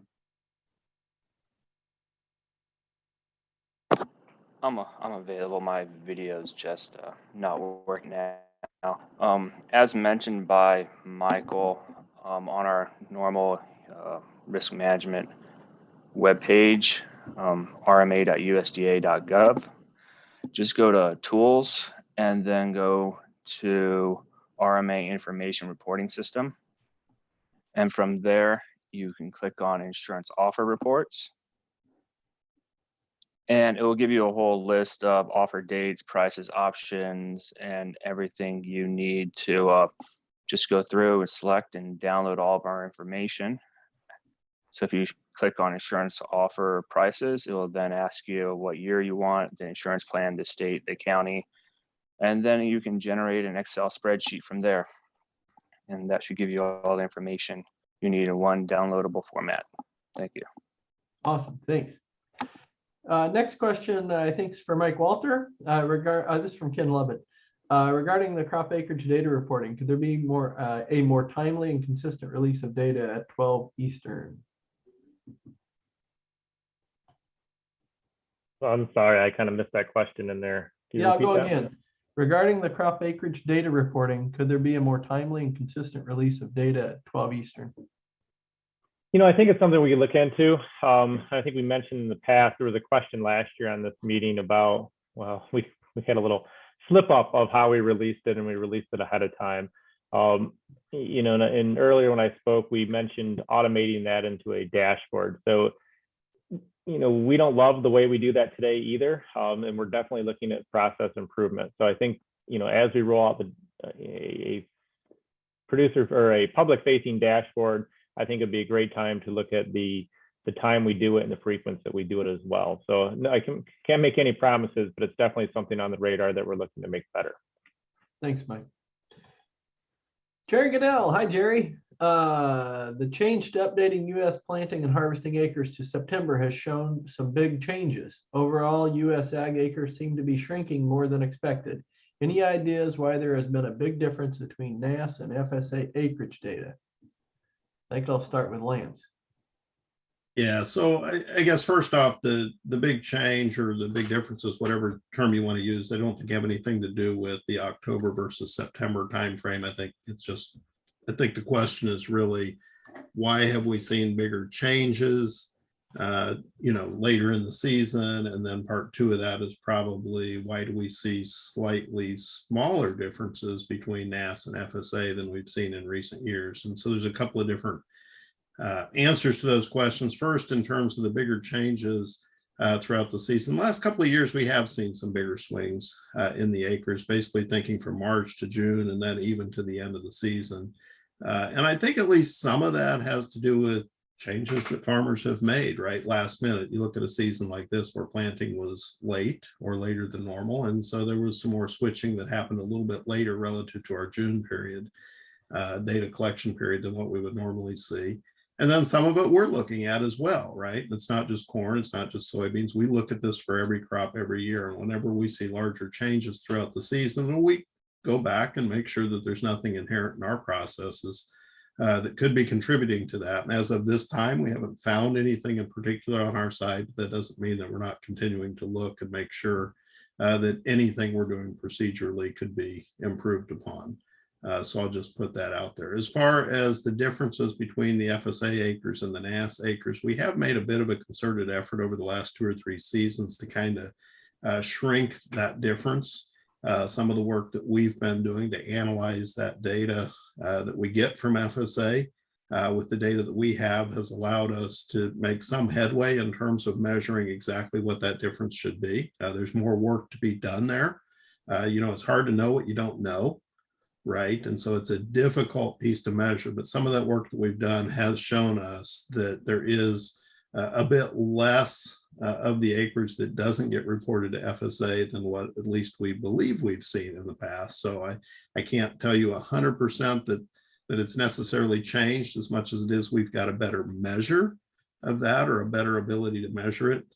But we have made an intentional decision to show a little bit tighter relationship between the FSA acres and NASS because of the measures we've seen that show there's less unreported acres than what we saw in the past. And so we'll continue to dig into, doing everything we can as we move forward. If there's more tools, more data available, whatever it is, that's one of those topics that we're very interested in as well, is trying to figure out how do we measure that portion specifically that isn't being reported to FSA.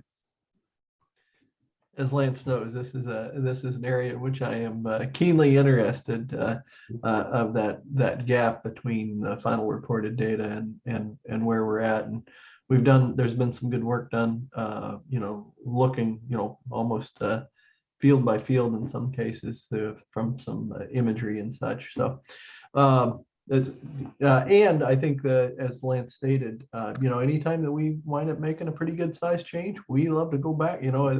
The question that we ask ourselves is, did we miss something? Was there something available to us when we originally took that original decision that we could have or should have seen? And I think that's logical.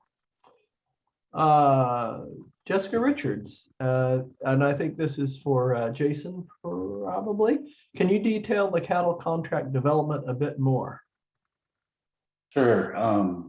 So a bit's probably a good word to put, because we can't share too much, because currently there is regulation being drafted that's going to be published that will have all the details of this. So we don't know them all yet, but what we do know is we've been tasked with creating an interface for users to look at examples of cattle contracts being used to trade cattle across the country. We use the current swine library that the Packers and Stockyards has put together, but we are going to try to do it in more of a dashboard style, make it a little easier to find specific data points in there. And while we do expect the final product to be more fall of next year, we are anticipating releasing a pilot of this in the January, February 2023 timeframe. And I would say, keep an eye on our My Market News Data Mart sites for announcements on when that will actually be up and available to view. So it's a newer project that's in the works now, but we're hoping to have a good product sometime next year. Thanks, Jason. Next question's from Christina Jones, and it's one that I think is just a fascinating topic, because I think it'll have a lot of ripple effects throughout.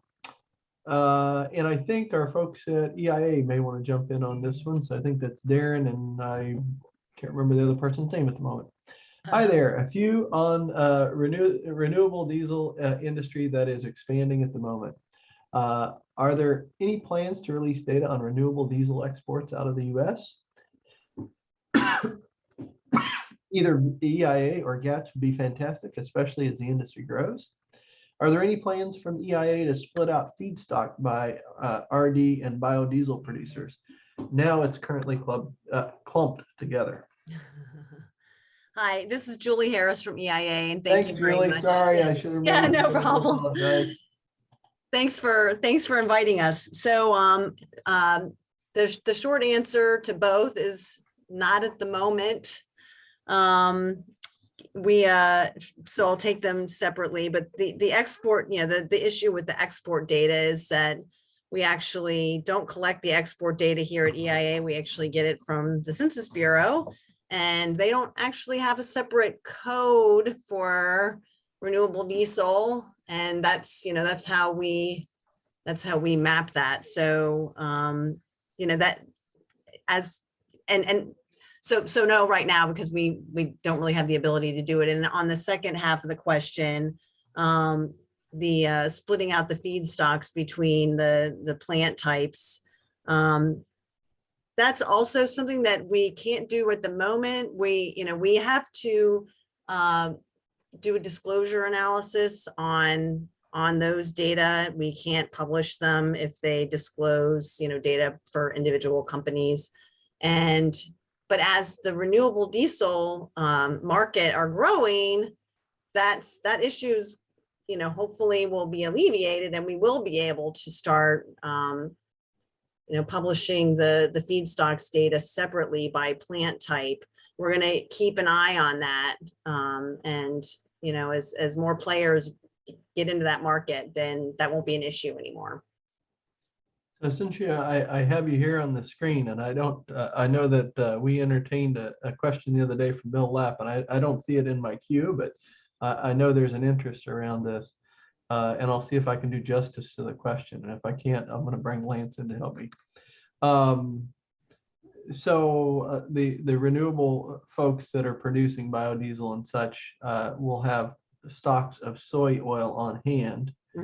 And they may, I think there's an assumption right now by analysts that those soy oil stocks, as soon as they get them, they use them for producing the products that they're intending to produce.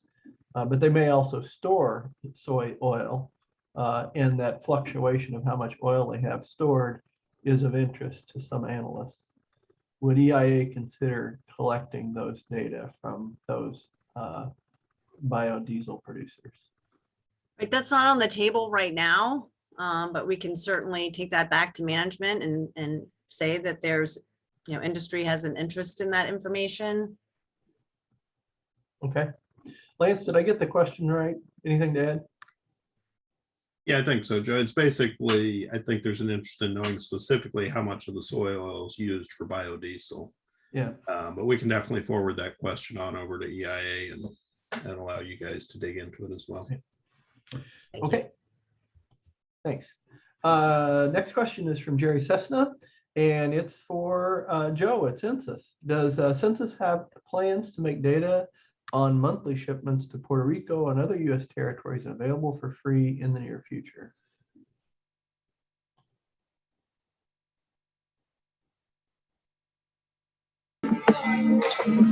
Not to my knowledge, but I can take that back to management. Okay. Next question from Michael Zazzulo. Given the current global environment in the upcoming marketing year, does USDA plan to formulate supply and demand statistics for China and Russia separate and independent from official Chinese and Russian agricultural ministries, or some additional scrutiny such as greater weight attaché reports? Thank you as always. So why don't we start with World Board, and we'll see if FAS and or ERS has something to add. That's a good question. How to answer it? It is a good question. I am not aware of any of our chairs considering changing their methods. We don't have to take official data from either China or Russia or any place else. Our method is to take all the information that's available to us and come up with the best estimate we can with that information, knowing, well, not all of the data we get out of certain countries is particularly good, but I don't know how else to say it other than we take all the information we can and come up with our best estimates. I don't know if any of our chairs want to chime in, or FAS, but that's kind of how we do it.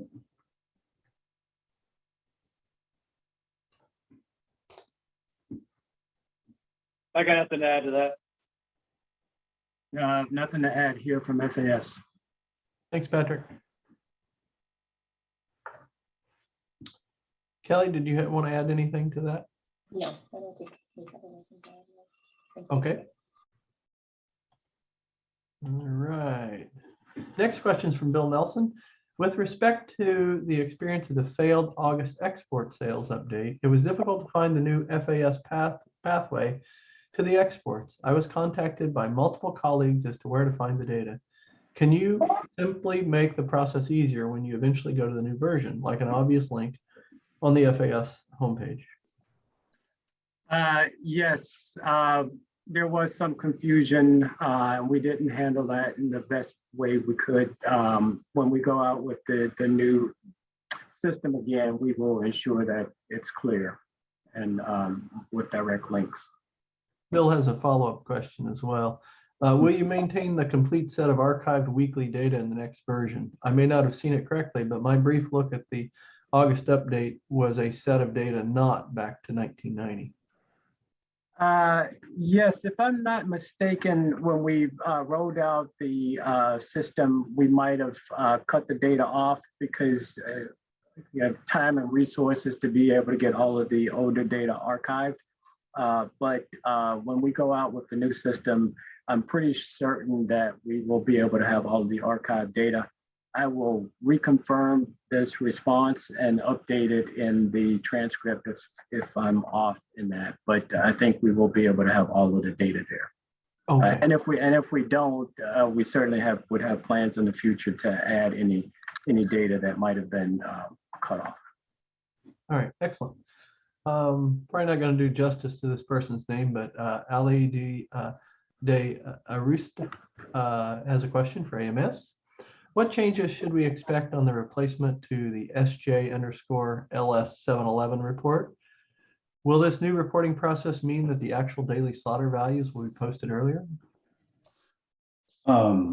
So the data itself on the report isn't going to change much. The base data will be the same. The report will be in PDF format, but the main change will be that data will be available through My Market News and then also through our API, which is the goal of moving that into the other system. There will be some additional statistics based off of that data we already published, like a week ago, year ago comparisons and year to dates that we don't currently publish, I believe. But as far as the daily report, I assume you're referring to the estimated daily slaughter, and we're already putting that out as soon as we have that data available. We know it's a very highly sought after piece of information, and we don't mess around with that one. There is still quite a bit of manual collecting of some of that data that happens in the morning, so it does take a few hours to put that together every day, and it is released as soon as we have that available. So I don't think we'll see that any earlier once it's in the new system. All right, thanks. Next question from Bill is to ERS. One of your slides showed the baseline report. I think maybe the end of Kelly's beginning of Spiro's slides. Are there changes coming to the baseline? Yeah, great. Thanks for the question. So the baseline is always updated prior to I'm assuming you're talking about the domestic baseline, but it could be true for international as well. But prior to the February release of the domestic baseline, it's always updated to reflect policy changes or major changes that happened within the prior year. And so that process is ongoing right now. So for instance, including information on capacity changes in Ukraine will be reflected in the upcoming baseline. So I assume that's what the question was about, and that's an example of the information that will be included in the next baseline. So I don't mean to put you on the spot, but I'll put you on the spot just a little bit. I think Seth was saying the other day, and he said it well, in that the baseline isn't necessarily a forecast of what will happen, but it's a. Can you say the correct phrase, the phrasing and how the baseline is characterized?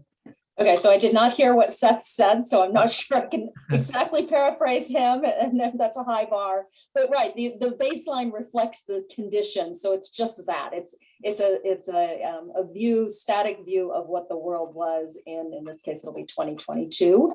And so that is a baseline. And so, and then it's used to project what we think will happen over the next 10 years. Got it. Thanks. World Board also works on the baseline, and Kelly, if I could just jump in, if you don't mind. We have to be very careful how we do it. It is not a projection. It is actually used. One of the purposes is for our budget process, and an important assumption we make is policy in place. And so we just make that assumption going forward. We don't make any projections particularly on domestic policy, any changes that may or may not happen for a lot of reasons. One being, if we did, we wouldn't be correctly accounting for it in the budget. So I know if you don't mind, I'm just kind of adding a little bit to what you said. Please do. Yeah, thank you. No, it's great. And that's kind of what I was getting at. So didn't mean to put anybody on the spot, but interesting, great product too. Okay, going on to Bevan Everett, StoneX Financial. Probably Patrick. The GATS used to have a UN database option in it up until this year. Why was it separated off, and where can we find one? Where can we find that data today?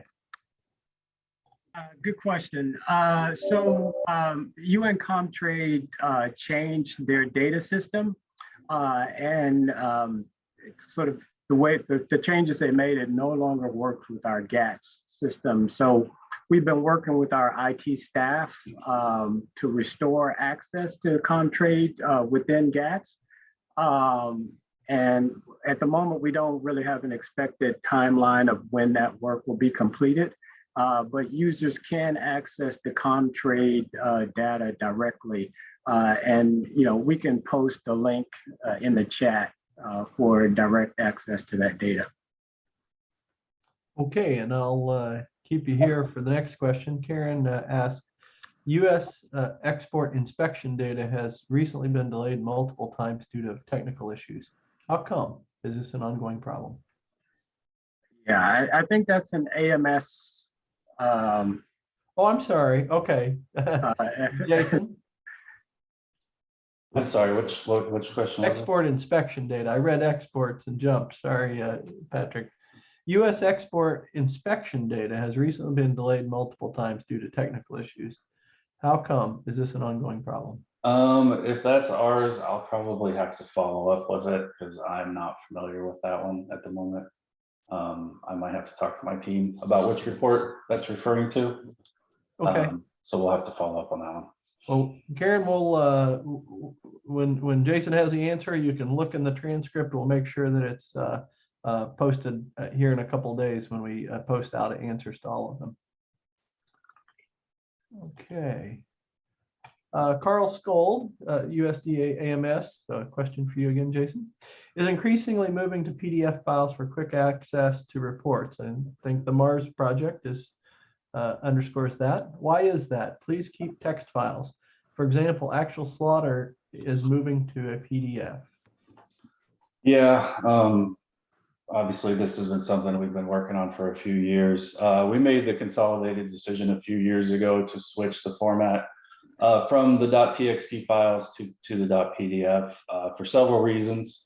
Our systems, we don't have the capability to support the .txt files anymore. We actually have to do several conversions to get anything we're putting out in text back to that. And it's fairly expensive and inefficient for us. So we did make that decision, and everything going forward is going to be in the .pdf format for the reports. But as we switch those, we're trying to make sure they are available through the API, and the data is available on either the Data Mart or the My Market News site for download. Because I know that there are a lot of people that come in and pull that data off the text files and scrape that data, and that's been a long time process for a lot of users. So we do understand there's an inconvenience there, but it's really the only way we can do it going forward. So there is a mechanism to actually pull the data through your API you don't have to like bust apart a PDF then. No, we do have all those data sets available in several different formats to get the data without having to pull it off of that PDF report. So if folks need a little more detail about the how-to, they can reach out to you, right? They can reach out to me, or on our sites, there's ways to submit questions as well. Okay, great. This is from Eric Rodriguez. Is there any possibilities you could add white corn information, production, exports, etc.? So that probably touches on a number of folks. Geez, I'm going to start with Lance, I think.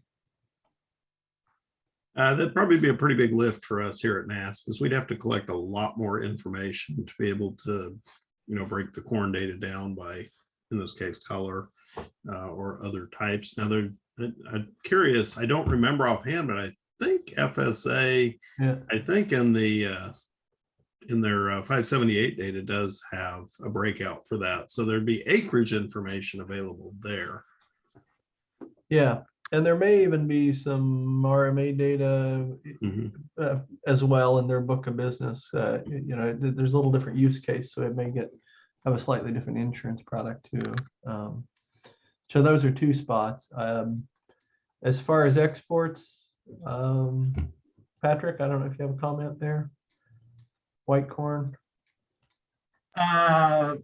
No. In terms of in terms of our work here with PS&D, I mean, for our export data, essentially show what we get from census. In terms of our foreign supply and demand data, I mean, I don't think we would be able to break out white corn in that. I don't know that we'd have resources or capacity to be able to do that. But I don't know if folks at World Board want to comment, but. That's right. I would just add, if you go to the 10-digit HS 10-digit level, you can find white corn exports in census. For US, that is. Yeah, yeah. Okay.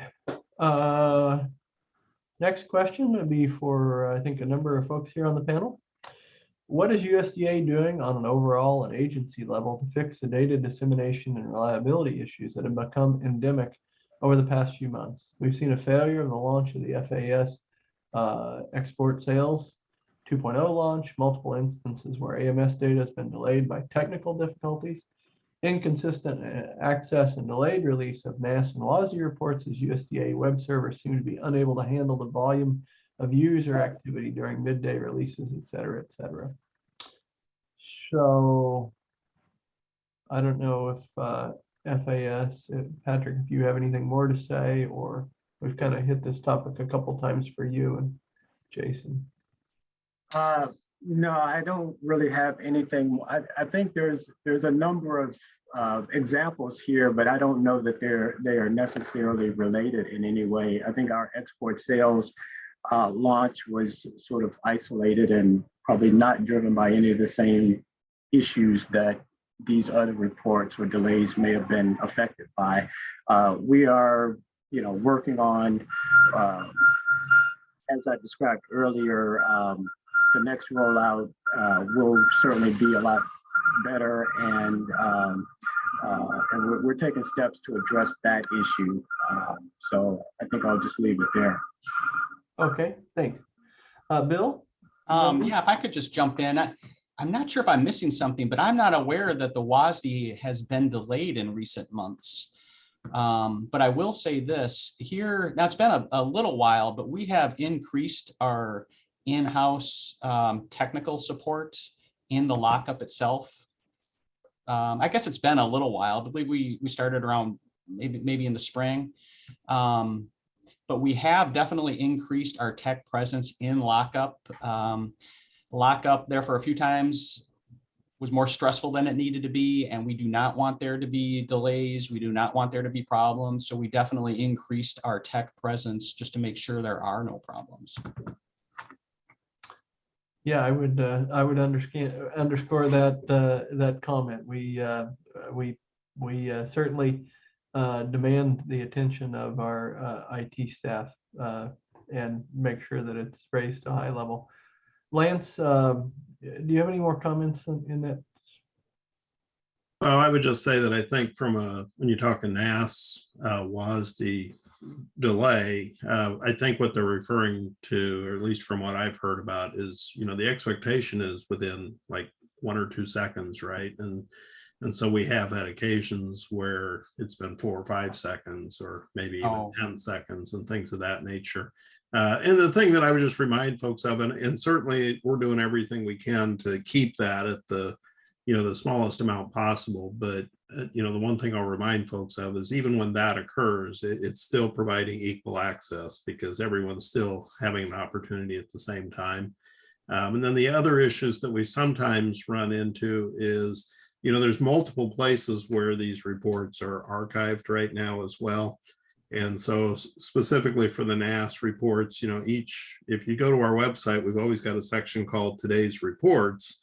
And that link that's provided there actually links to a different storage location than if you go through the Publications tab.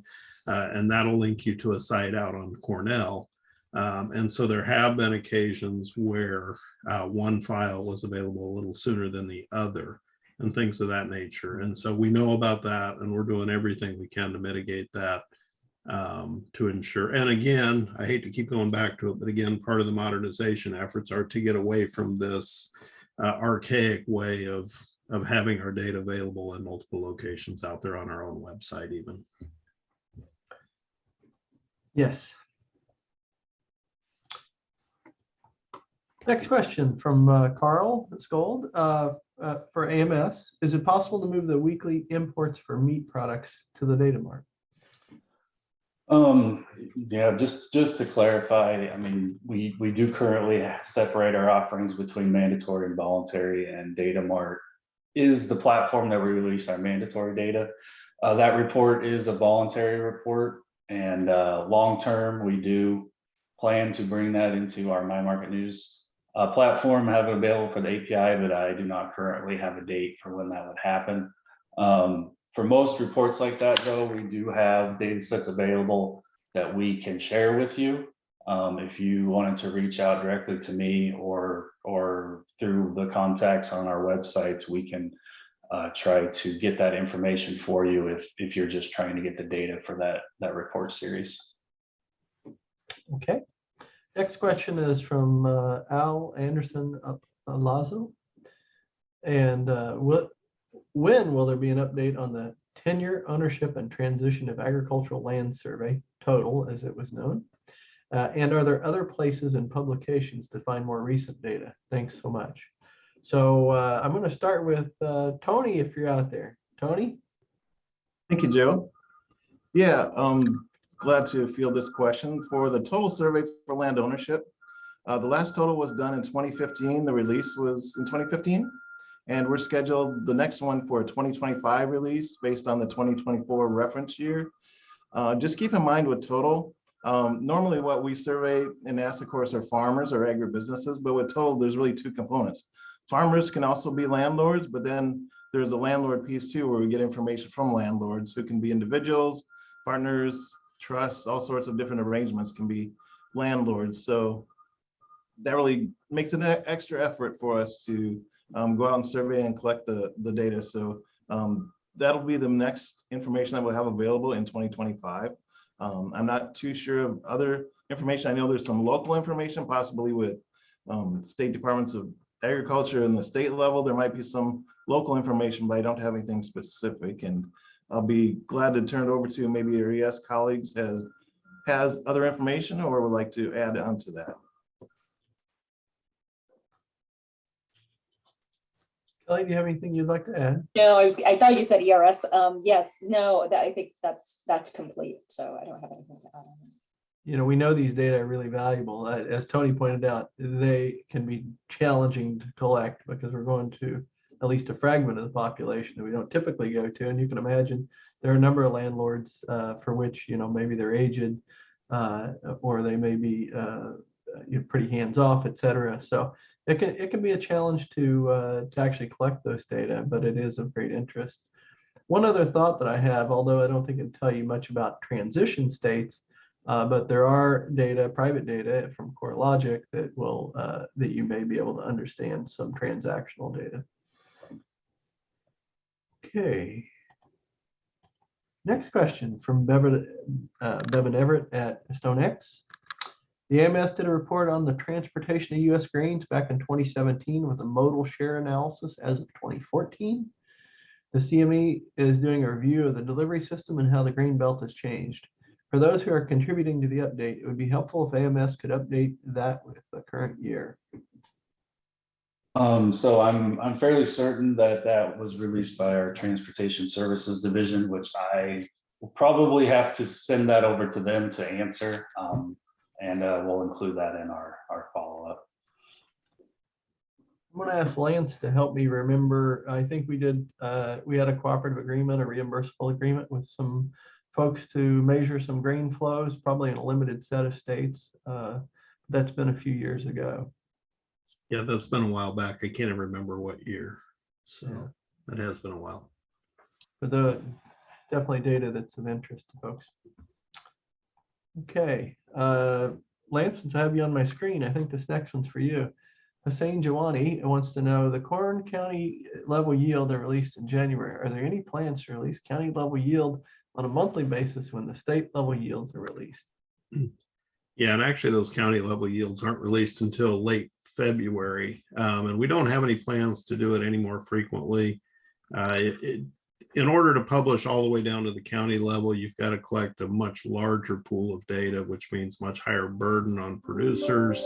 And so for that reason in particular, we don't have any immediate plans to do that. One thing I would say, though, is if you look in the briefing slides that we provide following the crop production reports during the growing season, we typically include a map for both corn and soybeans that show the modeled yields using our remote sensing information. It's essentially going to be NDVI driven, but it's a graphic image, a map that shows for the key growing area, kind of how those yields are distributed. So it's certainly not county level yields. I'm not suggesting it is, but it is a product that we have out there that does give you at least a visual of kind of how those yields are distributed across the key growing area for corn and soybeans. Yep. And we've fairly recently modernized our county level estimates using some newer modeling, and we think we're producing a good product. And but yeah, that's a good point, Lance. On the county level, the NDVI data can give folks a picture in a little bit of a picture in near real time. Megan Scott.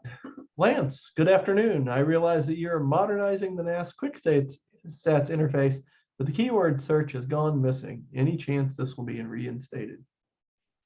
Yeah, hopefully. I don't know that I can say definitively. I can tell you that as part of the modernization effort, we've been moving both the database and applications to more modern style servers, including some cloud applications. And when you do that, some of these what we would call legacy applications that we've designed to keep these things running, they don't like to talk to each other that well. And so we have seen a few little bumps in particular out on quick stats with trying to keep everything up and functioning totally while we go through this transition.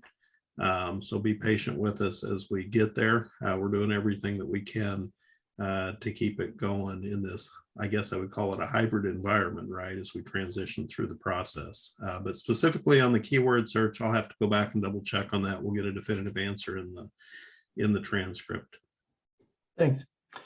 Karen Braun, the USDA's Ukraine grain, say that 3 times fast, supply and demand estimates still include Crimea, correct? Does that mean that Crimea and other occupied territories are not being considered in USDA's Russian estimates? Bill? Aaron, thank you for the question, and you are correct. We continue to consider Crimea to be a part of Ukraine, and the same goes for the other occupied territories. We follow the State Department's lead on this, so when they recognize Crimea or whatever, we will follow them, but that is how we do it, yes. Great, thanks. From Al Anderson Lazo, is there an equity series of publications? What's the best way to find them? Also, we are interested in data on outreach and TA, technical assistance. I heard earlier that AMS collects related data. Might we hear more about this across this and other census areas?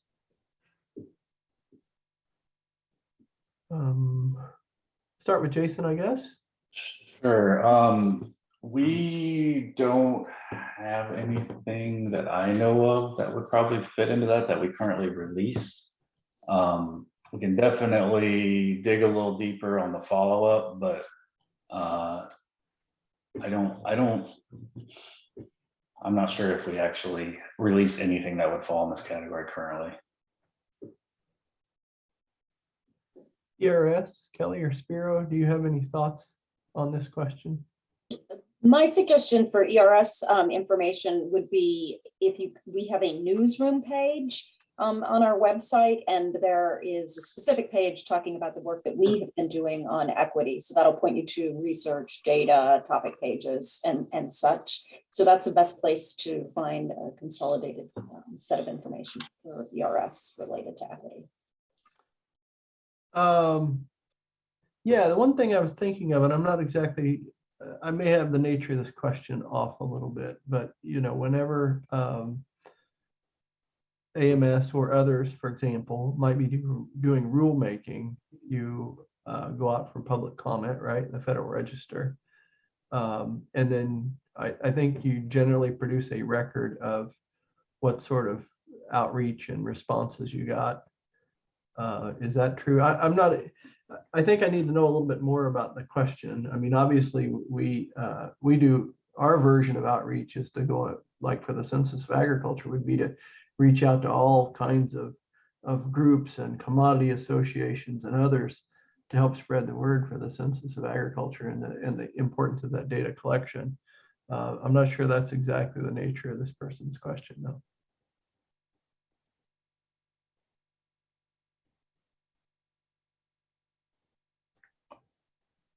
I'm sorry, I'm reading on my screen. I heard it in passing earlier. I wanted to know if that is data collected, I think. Yeah. Sorry, that's, I think, as good as we can do on that right now. We might pass that around for the transcript and see if we come up with anything better. This is from Rob Murphy for Jason. Mandatory price reporting for pork seems to be plagued by routine late release of reports due to packer submission problems. Why does this happen so frequently, and what's the plan to rectify it?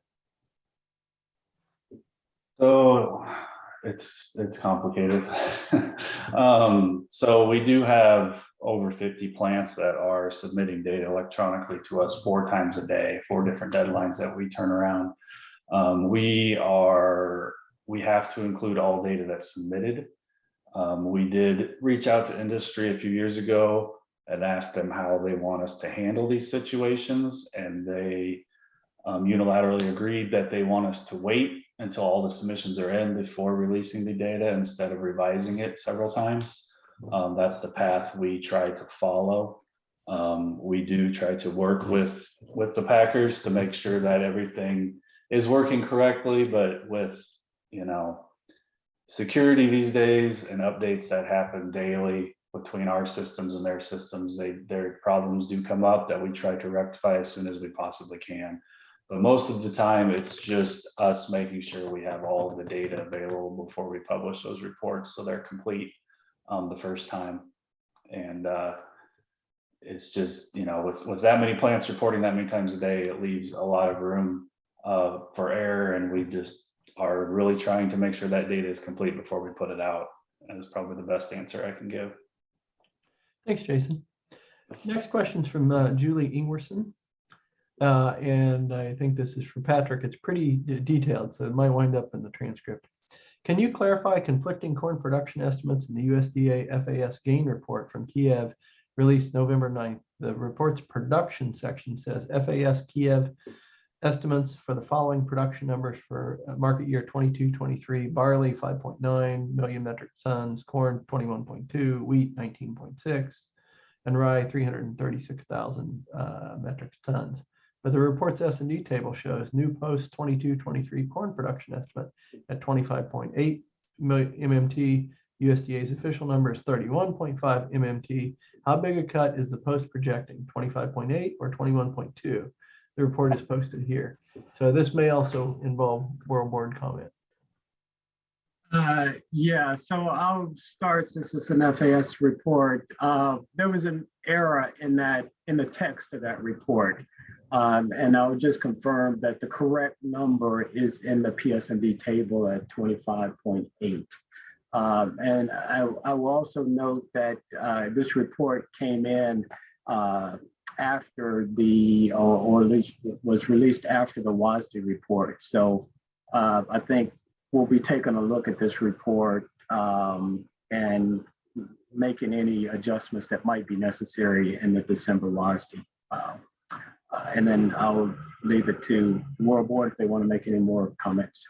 Just one small comment, but we get the gain reports, but the gain reports don't necessarily make it into the official WASDE and PSD estimates. They will sometimes differ, but as Patrick said, the official number is what is in PSD and WASDE. Those are the official USDA numbers. Okay, thanks.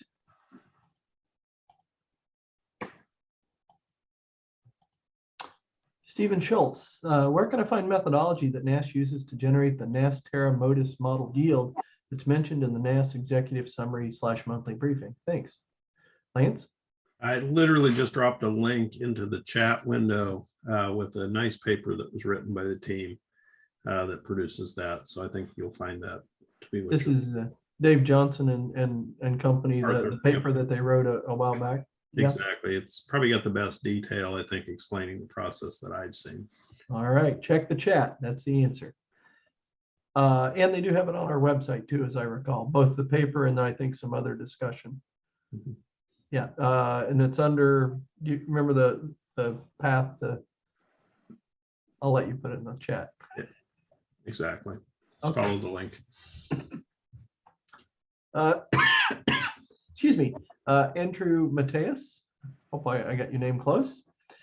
Is there projects, programs to get groundwater data for trying to improve the quality of groundwater for us, livestock and agriculture, especially in poor groundwater areas? Is data helping with projects? If yes.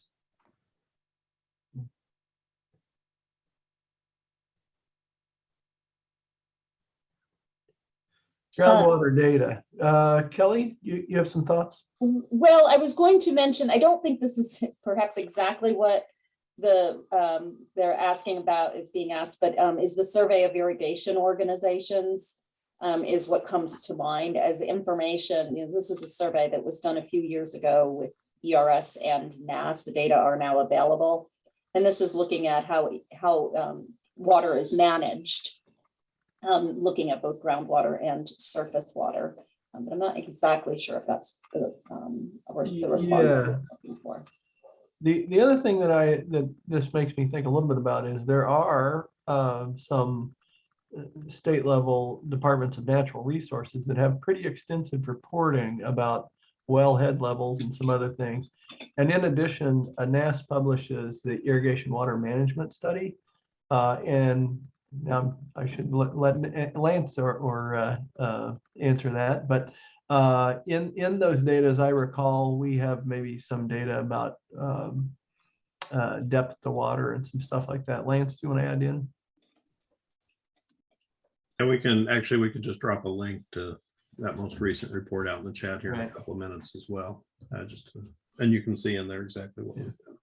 There are some states, especially I'm thinking along the Great Plains, that have quite a bit of reporting at a state level about water resources and groundwater resources, especially. And I know California, the state of California has extensive reporting. Jerry Goodell, Lance, thanks for clarifying your U.S. planning procedure. Oh, okay.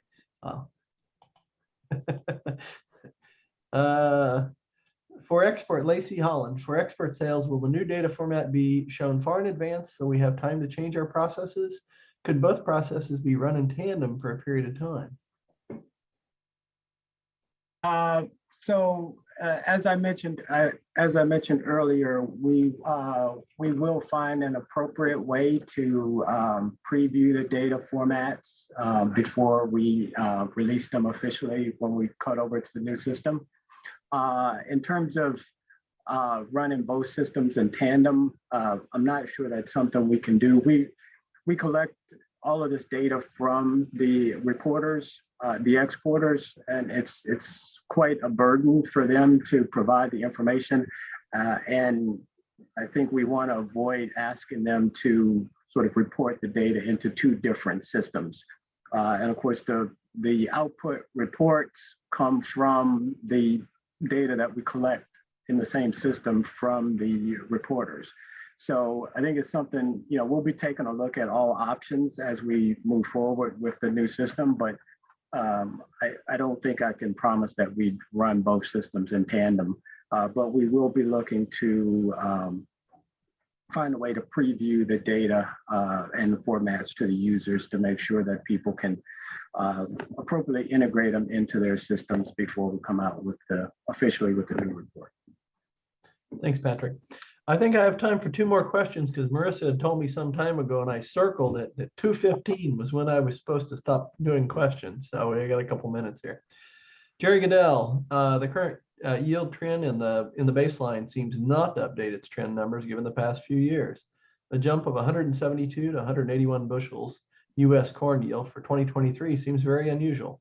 I heard your general reply, but updating the data trends seem also appropriate. So I don't know, Bill, do you? Yeah, thanks for your question, Jerry. Good hearing from you. Let me take a stab at it, but Mike Jewison, if you can jump in here if I don't complete it. But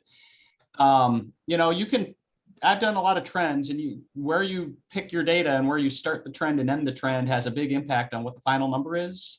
I didn't specifically look at the trend yield for corn, so I don't know if Mike has anything to add, but I'm guessing it just was updated. Probably you can select it from a different place and get a pretty different answer on things like trend yields.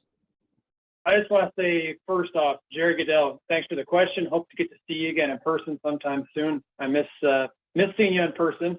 But for the baseline, we went over this previously, but I just want to reiterate, it is not a forecast. The baseline is not a forecast. It is not a forecast of what we think is going to happen in the future. So please don't treat it that way. Bill already outlined exactly what the purposes of the baseline are. So I just wanted to get that out there. One. Two, the yield that we use in the baseline is still based on the work that I did with Paul Westcott back in 2012 now, I think it was, almost 10 years ago. We re-estimate that and update the coefficients as it be noted in the WASD every year, but it's essentially largely the same methodology for corn. Okay. Last question that we'll do here in the session. I've got a queue of half a dozen or so questions we didn't get to, and we will take those up in the transcript, and also we'll, I'm sure, sharpen up a few answers in the transcript as well. This is from Joe Kleinman. Joe asked, is it possible for NASS to update silage area and production during the season as opposed to just at season end? Yeah, and so that's another item that I'll add to my list of things that we'll go back and look into and talk about. And just real quick, I'll just remind folks, since we've had a couple of these questions, that following every census of agriculture, NASS goes back and does a complete program review. Everything from, which commodities do we include in our annual estimating program, to which states are included for each of those programs. And then also it'll be an opportunity to look at issues like this and any others like it. And so there will be some more feedback coming on that following the census as well, but we'll take a look at this. All right.